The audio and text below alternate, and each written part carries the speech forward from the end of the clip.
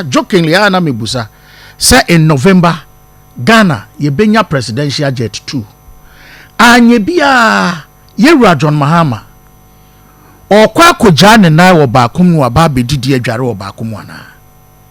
I mean, what is this?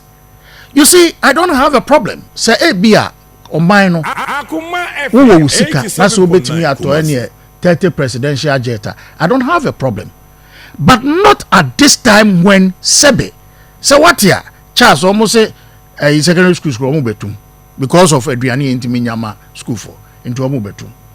And net teachers secretary last week. Na me wo committee work or parliament. Meko na teachers demonstration. Say o market krano yintua. We have all these problems. Sebe shekoko fu asemi.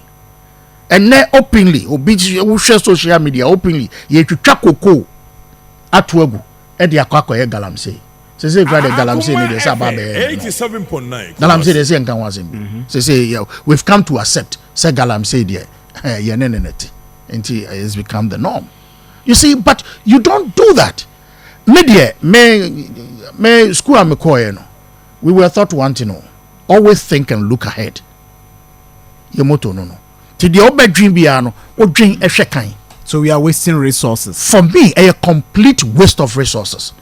Complete waste of resources for the luxury of a person. It's never right. It's never right.